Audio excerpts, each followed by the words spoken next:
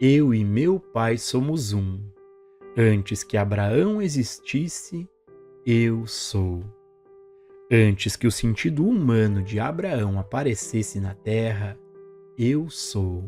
E esse eu sou teve seu início no princípio. Eu e o Pai somos indivisíveis, indivisivelmente um. E isso significa seu Pai e meu Pai. Esta é a revelação do Natal. Eu e o meu Pai somos um. Quem me vê, vê aquele que me enviou. E esta é a verdade de seu ser imaculado, de sua identidade concebida espiritualmente.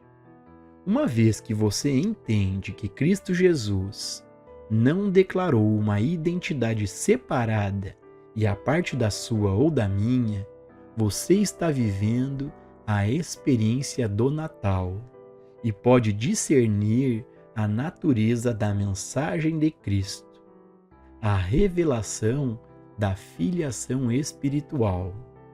Até que você compreenda a filiação espiritual, você não pode ter um Natal de verdade. E para você, o Natal continuará sendo um feriado pagão. Mas, quando você percebe a divindade do seu ser, a paternidade de Deus e a natureza espiritual do Filho, você entra na experiência do Natal. Você é despertado para a missa do Cristo. O segredo está na palavra eu. Eu vim para que todos tenham vida e a tenham em abundância.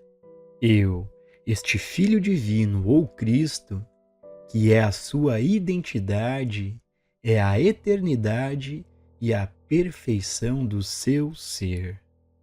Sem esse eu no centro do seu ser, sem essa divindade como a natureza do seu ser, onde está a sua imortalidade? Onde está o seu governo de Deus? A identidade humana morre para que o Cristo nasça. Assim, à medida que você permanece mais e mais em silêncio e recebe luz de dentro, você descobre que Deus plantou paz na terra, plantou abundância, harmonia e saúde. Ao olhar dos 5 sentidos físicos, no entanto, você não percebe a natureza deste universo espiritual, e você constrói um universo a partir do 2º e 3º capítulos do Gênesis, uma criação sua, na qual você coloca rótulos em tudo e nomeia algumas coisas boas e outras más.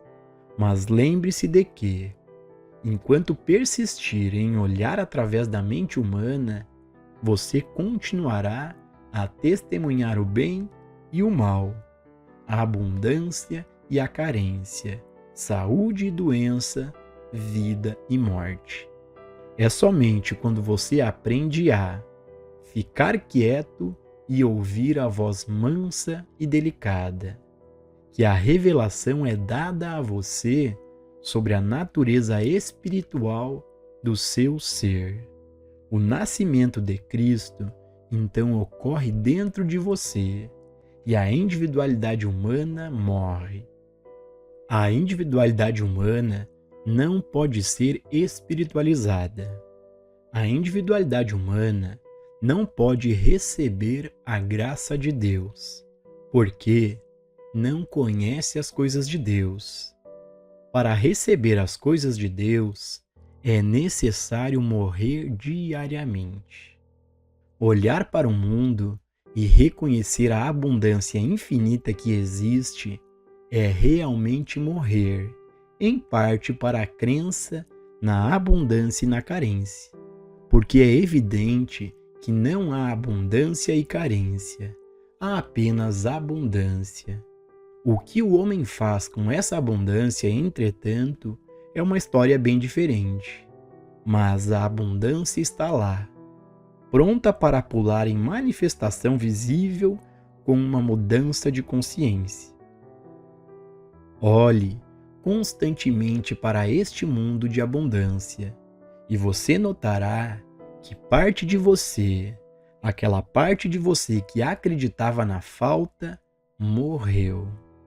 Assim é, à medida que mais e mais dessa mente que estava em Cristo Jesus se torna sua mente, por meio da escuta, por meio dessa experiência superior de oração, você é capaz de olhar para fora e discernir que saúde e integridade são a realidade. Em nenhum lugar no reino de Deus há um oposto. E é apenas na medida em que você é governado e moldado por esta crença em dois poderes que você experimenta o que é chamado de mundo humano, o mundo do bem e do mal. Você morre para a crença da mente humana somente quando é instruído pela voz mansa e delicada, pois esta voz tem uma oportunidade de revelar a sua natureza e sua presença, pois ela é o Consolador. Em certa medida, você morre para a sua humanidade ao ponderar sobre a natureza de seu Pai, que está no céu, de seu único Pai, permitindo-lhe assim ponderar a natureza de seu ser, aquele ser imaculadamente concebido e espiritualmente gerado, como a cristandade do seu ser, aquele que você nunca nasceu e nunca morrerá, que, como herdeiro de Deus, não vive pela força ou pelo poder, nem mesmo por suplicar a Deus, mas vive pela graça. Esta é sua filiação divina, sua vida individual que é vivida pela graça em virtude de ser um herdeiro e não pelo suor da sua testa. Comece a perceber que a razão do Natal é a revelação do seu eu, sua filiação divina. O Espírito de Deus que se manifestou por meio de Cristo Jesus é a prova de todos os tempos da natureza espiritual da sua identidade. A interpretação espiritual de dar. A prática de dar presentes teve origem quando os sábios e todos aqueles que tinham visão espiritual trouxeram suas ofertas ao menino Jesus. É este mesmo reconhecimento hoje que impele aqueles de visão espiritual a honrar um mestre espiritual. Presentes são trazidos para aquele professor também. Primeiro, eles são trazidos em agradecimento pelo bem que foi experimentado na sua vida individual. Mas depois, esses dons são trazidos por outro motivo, que é o reconhecimento da revelação da filiação divina. A quem quer que leve o seu presente, faça-o como um reconhecimento de sua identidade de Cristo. Em seguida, ofereça seu presente, não a seu filho, seu pai ou seu amigo, mas ofereça seu presente a Cristo, reconhecendo a identidade de Cristo daqueles a quem você dá presentes.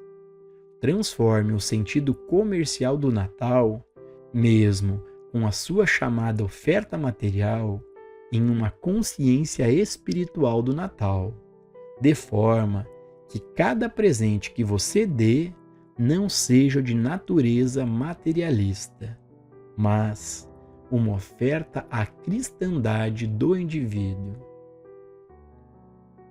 Se o fizestes a um destes meus irmãos, o fizestes a mim, o Cristo.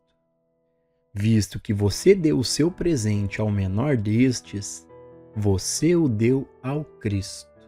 Você não vê como você pode transformar a natureza de seu relacionamento de um para com o outro e, eventualmente, o relacionamento de todos no mundo através do reconhecimento desse relacionamento espiritual? Paz na Terra. A paz na Terra não virá pela conquista do poder ou pela posse do poder. A paz na Terra eventualmente virá por meio do reconhecimento de sua identidade espiritual e da minha. Não há outro caminho. O Natal é uma revelação de sua filiação divina, da natureza imaculada de seu ser desde antes da existência de Abraão e até o fim do mundo. Mas o Natal revela a necessidade de compreender a natureza espiritual e universal do seu ser, a concepção imaculada de todo o ser, por causa da paternidade de Deus e da irmandade do homem. E isso não pode acontecer enquanto pensamos em nós mesmos como seres humanos de diferentes raças, religiões e nacionalidades. Isso só pode acontecer quando não chamamos nenhum homem de Pai sobre a terra. Um é o nosso Pai, que estás no céu. Esse Pai não é protestante, católico, judeu, vedanta ou budista. Esse Pai é o ser divino. Assim como você não é cristão, judeu ou budista, mas sim Filho de Deus, o ser crístico, o eu divino revelado. Mensagem de Natal. Muitas e muitas vezes, o Cristo apareceu na Terra como um indivíduo. Lao Tse, Buda, Shankara, Jesus, João, Paulo, Nanak e muitos outros. Agora, chegou a hora em que o Cristo deve aparecer como cada indivíduo. Essa é a atividade, a função, o propósito e a razão para a mensagem do caminho infinito. O caminho infinito foi enviado para preparar a consciência do mundo, não para a segunda vinda de Cristo, mas para a primeira vinda, visto que o Cristo nunca esteve na Terra como consciência universal, e o caminho infinito está preparando o mundo para a primeira experiência do Cristo como a consciência da humanidade. A mensagem que me foi dada é que o homem natural, o homem da terra, aquele homem que não recebe as coisas de Deus, deve ser substituído pelo homem que tem o seu ser em Cristo, o Filho de Deus.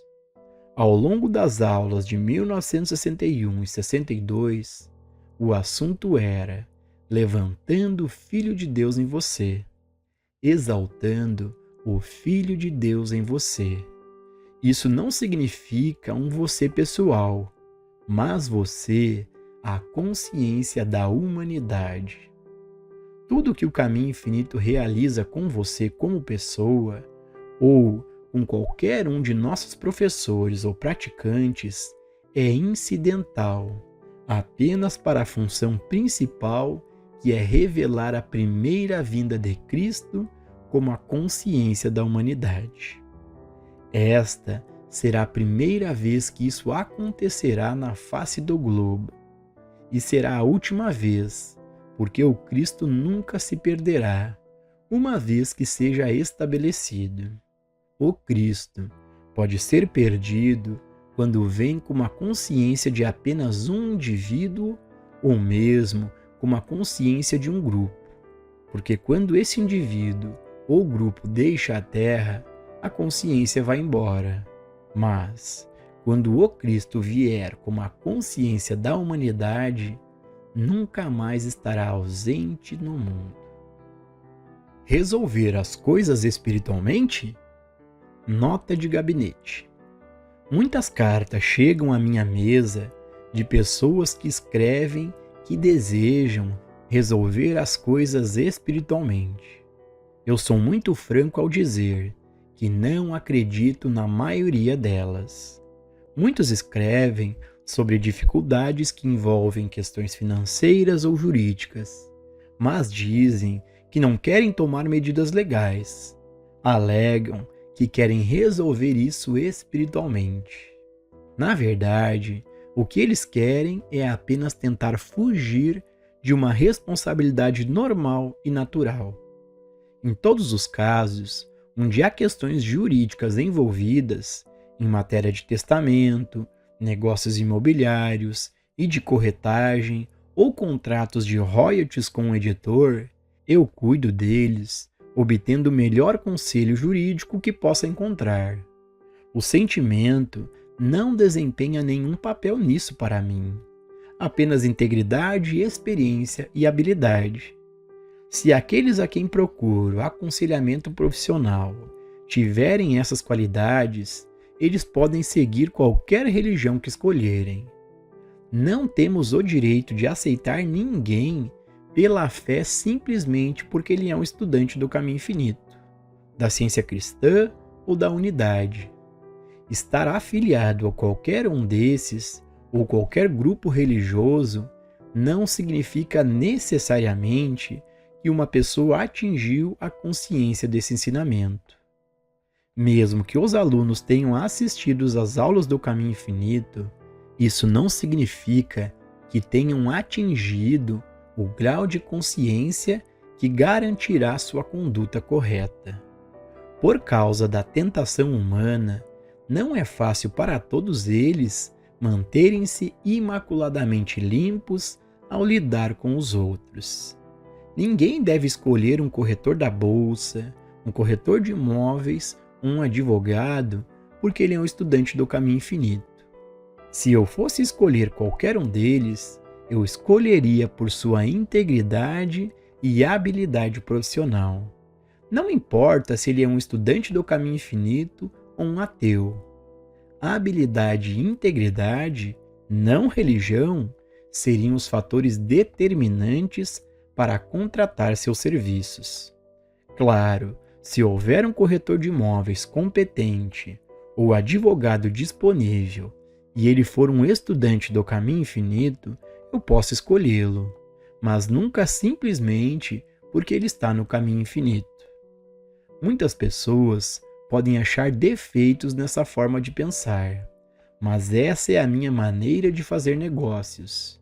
Estou lhe dizendo como me sinto sobre essas questões, não apenas para o seu próprio bem, mas, mais especialmente, para que você possa contar às outras pessoas com que tenha contato, porque quanto mais tempo você estiver neste trabalho, mais pessoas virão a você por conselhos.